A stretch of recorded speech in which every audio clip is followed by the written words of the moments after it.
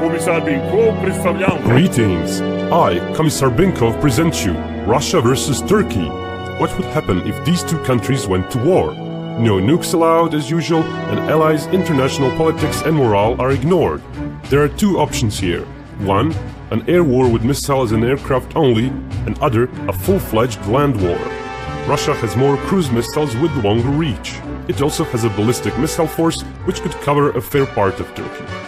Turkish forces could respond only with short-range cruise missiles fired from the air. Both sides would suffer some damage, but neither would be seriously threatened. Russia would, however, cause more damage. Turkish air bases benefit from their NATO legacy and regularly feature multiple runways and bunkers. Given their numbers and Turkey's size, a fair part of them would always be operational, despite Russian missile strikes. Russian Air Force features less multi-role planes, but it is also a few times more numerous than Turkish. Russia still relies quite a bit on unmodernized Cold War platforms, while most of the Turkish planes are relatively modern. Turkish pilots also train more. Due to greater Russian numbers and vastly superior Russian ground-based air defenses, Turkish air forces would mostly play defense. They would wait for the Russian incursions and try to intercept them from afar, without getting into too many dogfights.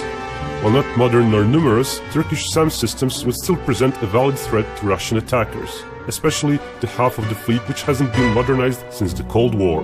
Turkey trails behind a number of AWACS platforms, as well as electronic intelligence and electronic warfare planes.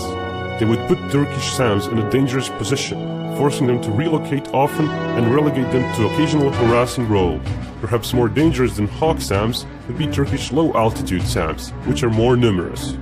The fairly small number of modernized ground attack planes and small quantity of precision weaponry would be a problem for Russia. They could choose either to miss a lot of the targets shooting from high altitudes or go low for precision hits and get threatened by Turkish air defenses.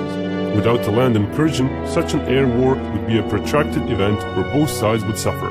Turkey could choose when to engage the Russian attackers and would enjoy a better kill rate and cause steady attrition to Russian Air Force. That would, however, come at the cost of letting Russians fly over the northern and eastern part of the country, with only occasional interception attempts. Turkey has more of the modern air-to-air missiles, but overall inventory is still fairly small. Given the historical kill percentages of air-to-air missiles even in advantageous situations, Turkish Air Force would be forced to use older generation missiles after a few hundred downed Russian planes. Going into shorter range territory against Russian fighters, which are designed for such combat, would mean Turkish kill ratio would suffer. In reality, Turkey would choose a more aggressive stance, trying to intercept most incursions, yet still staying out of reach of Russian air defenses. It would mean its air force would eventually, after a year or so, be attrited to very small numbers.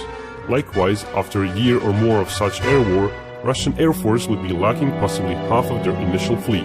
Russia would also find itself unable to send more than a third of its fleet to south of Turkey, as bases there are relatively far away. Russian planes have fairly short ranges and many lack in-flight refueling option. Coupled with weak precision bombing ability, it would also mean Russians could not fully exploit the air superiority and easily pick off Turkish tactical targets. Russia may lose twice the number of planes compared to Turkey, but Turkey would suffer more overall. A vast number of large fixed targets, a lot of infrastructure, and some tactical targets would be left in ruins after a year of Russian bombing. It is clear who would have the upper hand in this conflict.